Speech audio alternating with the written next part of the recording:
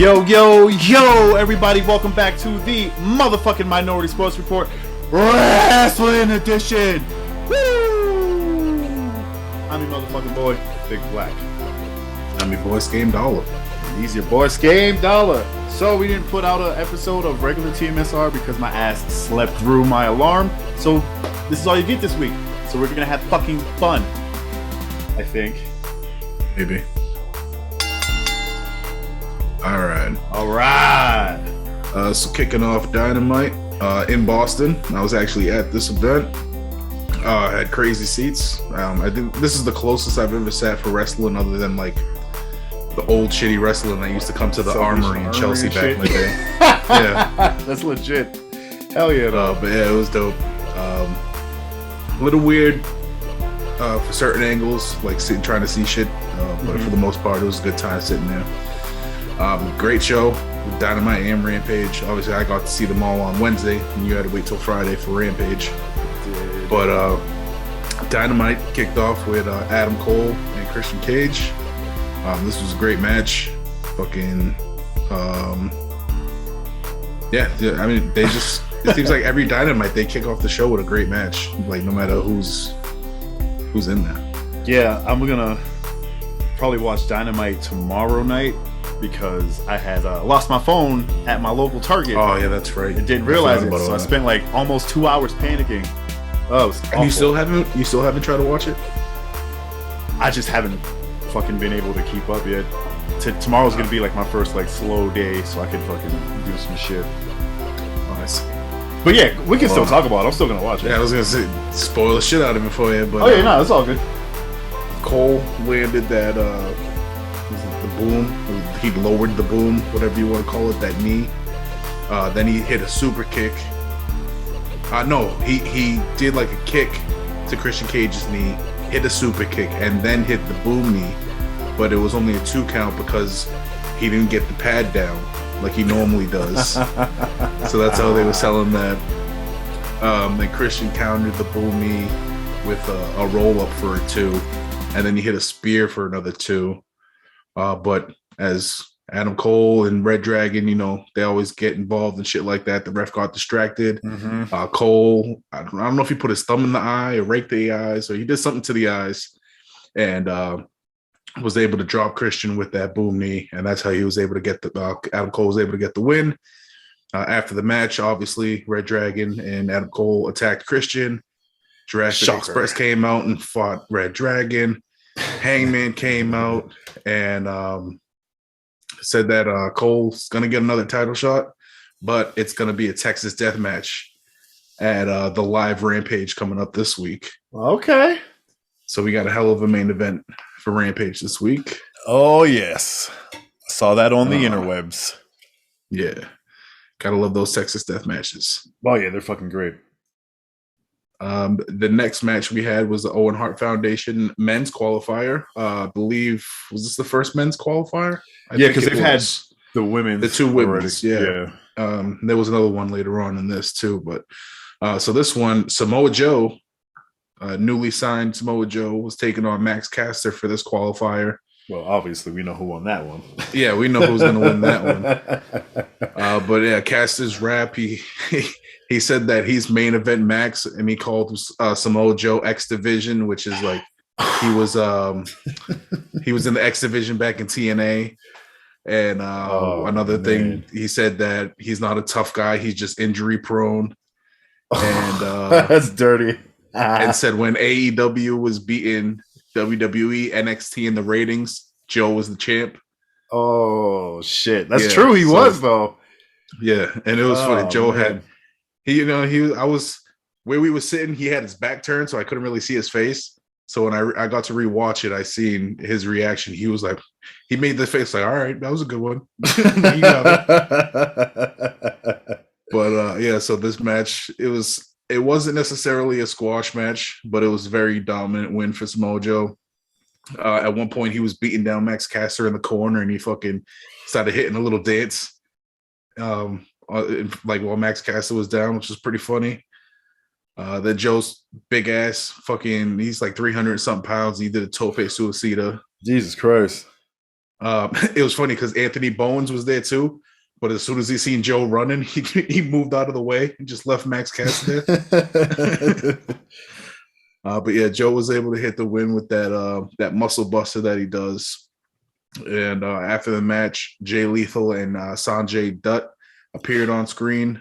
Jay Lethal is now heel. Since Super Card of Honor, he went heel. And yeah, so they said that he said that Joe used to be his mentor, and that he like reached out to Joe at a certain point in his life, and Joe never got back to him, I guess, when he was in WWE or whatever. And yeah, so basically like they're going the teacher student route with this storyline, and he said he's gonna have a present for Joe next week. This week. So we'll see what that's gonna be. Excuse my Star Wars character look. I'm about to hit this bong. Go for it. Yeah, see, I missed all that shit. I think I caught like the last 45 minutes of the show. Yeah, so after that with Smojo and Jay Lethal, we had Captain Sean Dean taking on Sean Spears. Obviously, with Sean Spears, we had MJF on commentary. Didn't hear much what he was saying, obviously, because I was at the event. He was at the motherfucking show. But when I rewatched, I didn't really hear too much. Obviously, he was just MJF being MJF, talking all kinds of shit. They did have bigger, like, Wardlow trespassing signs. I saw that. When we got to our seats, I seen the rails. And I was like, oh, shit, they have bigger signs. Because before it was a basic, like, 8x11 sheet of paper. Yeah, you couldn't read that shit on TV. Yeah. This week, they actually had, like, poster board size ones. Yeah, I noticed that. It was pretty funny. Great. Spears was not necessarily dominating Dean, but he was beating the hell out of him for most of the match, kind of toying with him. Like, he could have won it a few times, but he just kept wanting to beat his ass. Wardlow ended up appearing through the arena, like at back doors or whatever, and tried to fight his way through the crowd. Beat up a bunch of security guards, got up to ringside where he fucking manhandled some dude and tossed him into the barricade and took it down. But yeah, so that distraction allowed Dean to do your favorite move, the little schoolboy roll-up shit, and steal a win away from Sean Spears. And obviously Spears and MJF were pissed. Wardlow was laughing as he made his way through the crowd. Sadly, he was a section over from us. That's when I joined. Section. It was our section, the aisle, the other section, and then they were in that aisle right there. Damn. Same thing when Moxley came out. They all went through that area. Yeah, I saw that part. I saw like the ending of that MJF match. I mean, the Wardlow shit. Yeah. And that's when I was like, oh shit, I wonder if I had asked you about some other shit that happened later on in the show. But I was thinking about that too. I was like, damn, I wonder if they were over there. Shout out to the nigga Fab who miraculously made his way closer and closer to the ring and got on camera. Yeah, so yeah, I noticed when I rewatched Dynamite, because I remember seeing pictures before, like in the beginning of the show, that he was by the stage. And then obviously when we watched Rampage together, we seen him like front row, because it's funny that mad people left after Dynamite and they didn't stay from Rampage. That makes perfect sense. That's fucking crazy. Mad people left. Because like Rampage ended at 10 p.m. I mean, Dynamite ended at 10 p.m. and then Rampage went on to 11:30. But I was surprised at how many people left, man. And that Rampage was stacked too. Yeah. Speaking of that stacked Rampage, we'll talk about that here in a second. But like I said, I definitely wanted to give a shout out to the nigga Fab. Yep. We see you, baby. Shout out to Teddy Goods. Teddy, I was wearing your shirt last week. He had a match versus Frankie Kazarian. Yeah. Actually got some shine in this match, unlike that tag match he had a few months back where they basically got steamrolled. But yeah, he did a good shit. Huge pop from the crowd. Local boy, everybody knows Teddy. Yeah, it was awesome. It's fucking awesome, man. It's fucking awesome. But yeah, sorry. Shout outs over. Yeah, shout out for the people we saw on television. Yeah. And who else we knew was there. Shout out to Skame. Shout out to Charlie. Shout out to Noel. Who else went? Oh, just us three. Word. Shout out to the three boys. Word. Yeah. So back on it, we had Eddie Kingston, Santana, and Ortiz. They showed a video of them attacking the Jericho Appreciation Society, which apparently was earlier that night before the show. I think is how they set it up. Mm-hmm. But basically, they started chasing them, beating their ass, chased them out a back door. Eddie Kingston tried to throw a fucking TV at Jericho in his fucking Kenny Powers churros shirt, in his churros jersey. That shit was fucking great. Snap! Fucking great. But yeah, he fucking threw the TV. That shit was mad funny. That shit was hilarious, though. Yeah, they all jumped in a fucking big ass Suburban that Jake Hager was driving. They got out of there like they were in a fucking getaway movie. Oh god. But yeah, so the Kingston, Santana, and Ortiz made their way to the ring and basically challenged Jericho Appreciation Society to a 6-man this week. I believe it was this week. Yeah, this week. Next, the tables match. One of the matches that I was kind of excited for this one. Kind of. Hardy's taking on Butcher and Blade. Shit. It was a little sloppy. Well, they're old. Why? I know they're old, and they've been wrestling hard since they got back together. Like I was reading in articles, like they can't keep going this hard, or else they're gonna die. So, we're like Tiger. Yeah, do this for me. Dude, quickly. Bye. Quickly. All right, do it for me. I definitely noticed that on TV. For me, I'm watching it. I was like, part of it is these guys are getting older, and part of it to me was like Butcher and Blade probably don't have that much experience doing like table matches. Too, Matt and Jeff haven't been together for that long, so like the chemistry. It's been a while. Yeah, so a couple things that could have went into it. I tried to see because there was a couple shaky things when I was watching it there that made me question things. So when I rewatched it, I was paying attention to Jeff, just in case. I was like, "No, he looked fine. He's just sloppy. Just a little sloppy. Yep." But I had the same entertaining thoughts. Yep. The only thing that was confusing for us live, I don't know how it was. I don't remember. I actually don't remember when I rewatched it what they said when Jeff got eliminated, because Jeff got put through the table, but the table didn't break. Like one of the legs kind of gave out, but they counted it as an elimination. Mm-hmm. So that like we were all kind of confused there as to why like Jeff was making such a dash to save Matt, and then it ended up making sense later on.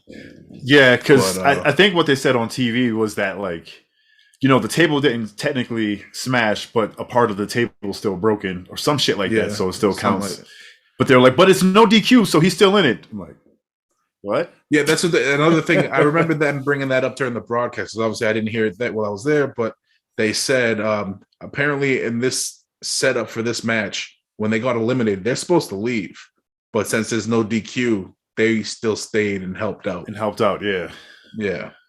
But yeah, because the old guys need it early. Yeah. And these kind of matches are always fun that way. Yeah. But Jeff got eliminated pretty early. Matt eliminated the Butcher with a leg drop, you know, that double leg drop he does through a table. Butcher and the Blade tried to suplex Matt through a table from they tried to lift him over the barricade through a table on the floor, but Jeff came out of nowhere and pulled the table out of the way, like I had mentioned. That was where I was thinking too. I was like, damn, I think you guys are in that corner. Like that's the corner we were at. But we was that front section. We were the section behind. Ah, gotcha. So it's like we were always one section away from the ship. Gotcha. Hell yeah, that's what's up though. But yeah, so after Jeff pulled the table away, Jeff being Jeff found a big ass ladder under the ring. They set up 2 tables, and he hit a swanton bomb off the top of the ladder. A little shaky, but he hit it off the top of the ladder. It looked like, well, it didn't look like it. This happened. He put Blade through the second table, the further table, but his head smashed on that the closer table to the ladder, which was pretty rough because you can see the pain in his eyes when he hit. When I watched it on TV, obviously when I was there, I didn't see it. Yeah, but you seen him disappear behind heads when he jumped. But when I seen it, you could see the pain in his face when he hit. That shit hurt. Yeah, and that was kind of when I was like the inexperience of the other 2 guys. There was no one really holding the ladder either. it was like kind of sandwiched in between the table and shit. Yeah, So like that was kind of weird. Ref, no, normally see the ref hold the ladder in situations like that, but I don't remember where the ref was for that. Yeah, so there was a lot of things that were out of the ordinary, but like you said, they were still pulled off a fucking great match. It was awesome. Yeah, still a great match, still entertaining the shit. I was awesome seeing the Hardys. Hell yeah. I don't think they were wrestling when I was like going to live events. Were they around that WrestleMania that came to Boston? I think that was before their time. They would have been like just before their time. Yeah, I was gonna say like that was all about DX and the fucking. Because there wasn't after that there wasn't many wrestling shows that I went to, and I don't ever remember seeing the Hardy Boys. So this was fun to see them, and the crowd pop when they came out was awesome. Everybody that was what I was gonna say too. As watching it on my telly in surround sound, way to go, Boston! Way to go! Oh yeah, that was great crowd interaction. Like that shit was legit. The crowd was live from fucking dark at 7:00 all the way through the end of Rampage. Yeah, that shit was great. Great. But so after that tables match, obviously Butcher and the Blade are part of the AFO. So that whole squad came out and tried to do their thing, but Sting's old ass came out by himself, kind of walked behind the AFO. I think he took out Private Party, who tried to attack him, and then Andrade hid behind the bunny and just kind of ran away. Just dissipated. So that was that. Then we had another Owen Hart Foundation women's qualifier. Your girl Hikaru Shida took on Julia Hart, which we all knew who was going to win this one when we see that matchup. Oh yeah, but Julia Hart basically went full heel in this match. She did. It was great. Doing all the heel tactics. Like very early in the match, like right in the beginning, she did a couple heel things, and the Varsity Blondes were like, "Yo, what the fuck are you doing?" And she was like, "Get out!" She just kicked them out. Go away. So I even wrote in my notes the House of Black soon. Most likely, like we've been saying. I've been calling it. Yeah, I've been calling it for the longest time, but they've really drawn this one up. But Shida ended up winning with that Falcon Arrow that she does. And after the match, Serena Deeb came out, kind of did the fake out where her music hit, but then she came through the crowd with a chair. But Shida was ready. She had her fucking kendo stick, so they just kind of squared off kendo stick versus chair. And Deeb kind of backed off and just walked away and ended that shit there.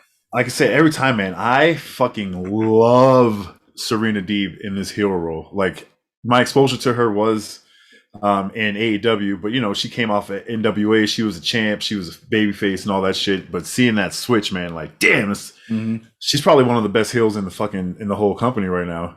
Just like god damn it, I love it. She learned from one of my favorites, so she got my bagging. I've liked her since she showed up too. Been a fan. Next, we had Swerve Strickland. He got attacked by Team Taz backstage. Keith Lee came through to help out, and Keith Lee fucking shoulder tackled Powerhouse Hobbs through a wall. And that's kind of how that shit ended. That shit was mad funny. And it's funny, they had the people like in the locker room behind it, like, yo, what the hell? It was one of these Will Smith just smacked the shit out of it. It was one of those, like, for everybody's like, what the fuck? This is pretty funny. That was good. And then the main event for Dynamite, which was the match I was looking forward to the most. The newly crowned Ring of Honor and current AAA Tag Team Champions, FTR, defending both belts against the Young Bucks. FTR coming off of what was ended up being a Meltzer 5-star match versus the Briscoes at Supercard of Honor. I didn't know it got a 5-star. That's what's up. Yeah, I'm pretty sure because I didn't see it directly from Meltzer. I seen an article about somebody saying that it was a 5-star match from him. Yeah, word. But and this was another fucking awesome wrestling match between these two teams. I wouldn't be surprised if this gets another 5-star. It was fucking good. One complaint that I've seen from some like other wrestling fans is that the AEW with the false finishes. with the 2 counts and all that shit and the reversals and stealing people's moves and this and that. I was like, yo, it makes it exciting. It does. I enjoy the shit out of it. I do too. But yeah, so this match was awesome. Dax hit a fucking brainbuster on Nick Jackson on the outside after catching him, kind of caught him midair, trying to do like a tope suicida. Yeah, that shit was great. That brainbuster. The Young Bucks used FTR's big rig on Cash Wheeler, but they were only able to get a 2 count because they didn't know how to do the move properly, so they didn't hit it right, and that's why he was able to kick out. I'm pretty sure that's what somebody said on the announce table. That was great. But then they hit the Young Bucks hit their bang for your buck, which is that one of them does the 450 splash, and the other one follows up with the moonsault. I didn't know that's what it was called. Bang for your buck. Yeah, bang for your buck. Word. And they got a 2 count with that shit. Then the Bucks hit Cash with the belt and used the trunks to roll him up, and still got a fucking 2. No, they didn't get the 2 count. You got the other one, right? Dax came in. Came in and broke saved that shit up. Yeah, that's what it was.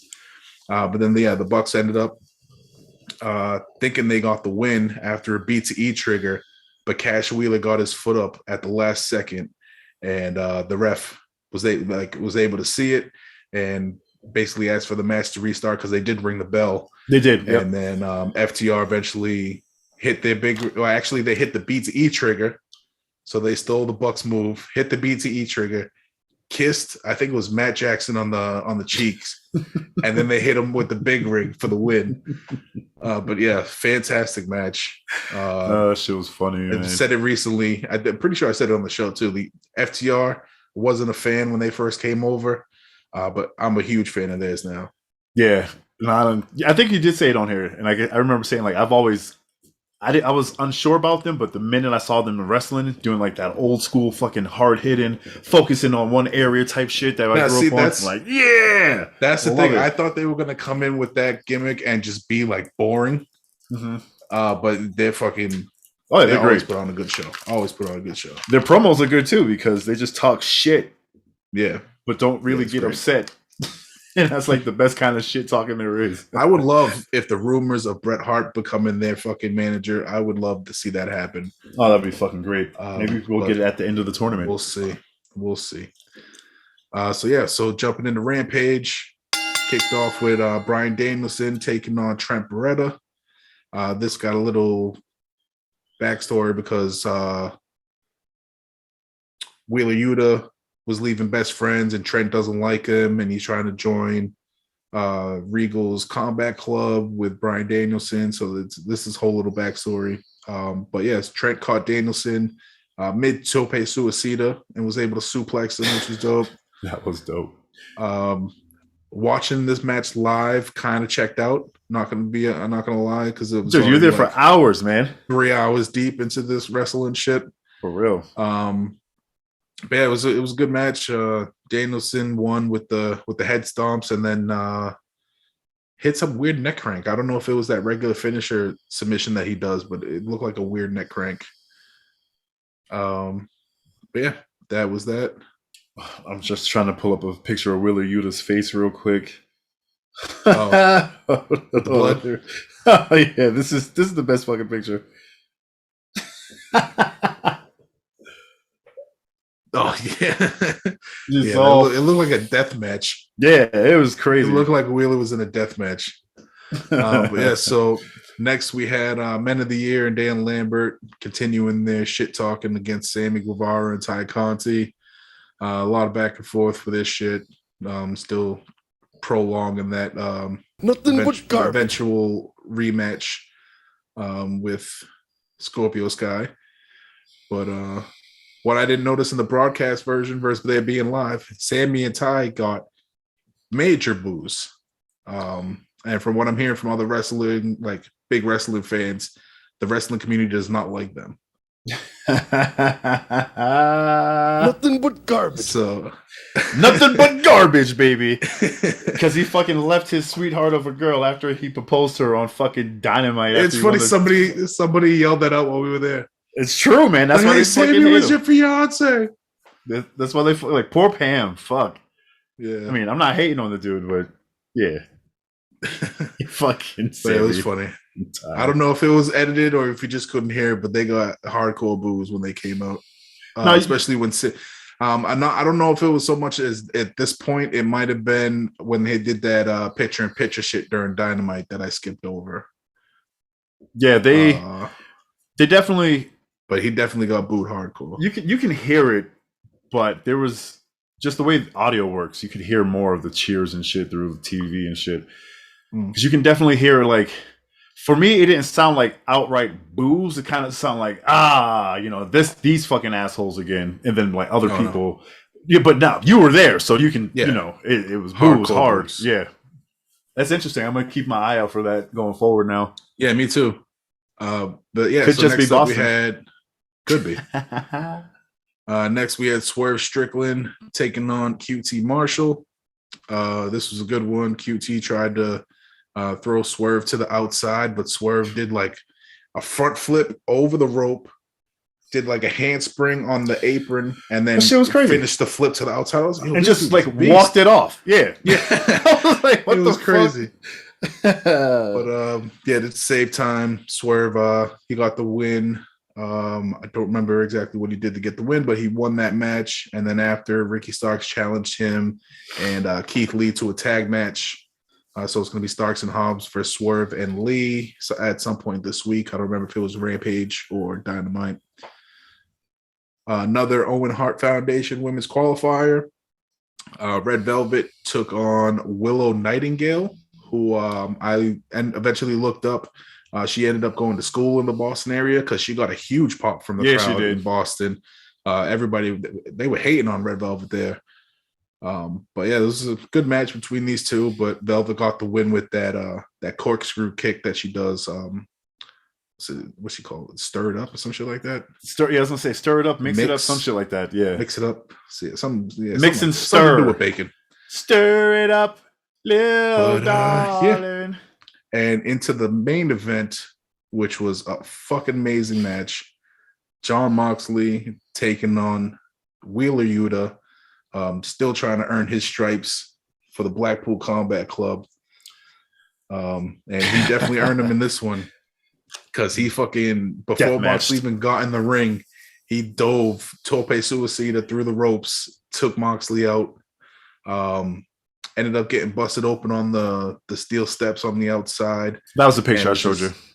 Yeah, just dripping blood everywhere. Yeah, it's fucking great. Crazy. But Yuta, he hit a splash off the top rope to the outside through the timekeeper's table. Yuta ended up using Danielson stomps on Moxley and then hit a flying splash, but was only able to get a 2 count. They started fucking biting each other. Yeah. At one point, trying to like do something on the top rope, they started biting the shit out of each other. That shit was stupid, man. Yuta was able to break out of the bulldog choke that Moxley likes to use, and ended up doing one of his own, and was pretty deep. Looked like Moxley could have tapped, but obviously he didn't. Yuta was able to kick out of some crazy ass elbow strikes. He kind of had him Moxley had him in the seated position. He was just kind of elbowing the shit out of him. And then he hit the Regal knee and then a paradigm shift. Yeah. But he fucking kicked out. It was nuts. It was, the crowd was getting amped. Yuta was amped, all bloody and shit. Moxley didn't know what the fuck was going on. He ended up having to fucking lock on a rear naked choke and choking out Yuta. But after the match, Moxley, Danielson, and Regal all surrounded Yuta. Looked like they were going to jump him. Everybody was chanting, shake his hand. And Regal put out the hand, and he shook it. So it looks like Wheeler Yuta's official BCC. He wrote that shit in blood on his chest. So, yeah. Wheeler Yuta, the pure Ring of Honor pure champion. Decent, baby. Ring of Honor pure. He lost this match, he won. Yeah. Oh, yeah. He got over hard. That was definitely his best showing that I can recall watching on regular cable and shit. And AEW, yes, I seen him do some shit in New Japan that time, that short period of time that I was trying to watch everything. And you worked to your credit, fucking beast. I was fucking hard, man. There's a lot of New Japan. But I see him do some good shit there. So he was on my radar when he hit AEW. But it's nice to see he's getting this push. Yeah, that shit's nice. Yep. Oh, we got another Ring of Honor title on the line this week. Samoa Joe's taking on what's his name? Minoru Suzuki. Oh yeah. For the the Ring of Honor TV title. Had to smash that Capri Sun Like a toddler. Because that's the only drink I had downstairs. I was like, fuck. But wrestling was great as usual for the parts that I saw. And you were there with the boys. Some of the boys were there with their boys, so that shit's tight. Love seeing that shit. And I should have muted myself like he did when I was choking, but I didn't because I don't respect you. I don't respect I'm the asshole, and I still use my mute. Honestly, I wouldn't even know which mute to push because I got 3 screens growing. Fuck, getting all feedback and shit. I go straight to the mic because I know that shit will work. Fantastic. Yes, we are the motherfucking Minority Sports Report Wrestling Edition. Woo! Make sure you subscribe to the channel. Make sure you like the video. Make sure you hit the bell icon so you get notified when we drop stuff. Skame, where can they follow you, bro? Follow me at Skame666. Ooh, spooky. Follow me. I am at the Beatnik. Thank you guys. We'll be back next week for those. I almost said balls and holes. I'm just gonna do it for those balls in those holes, baby. That was terrible. Peace out.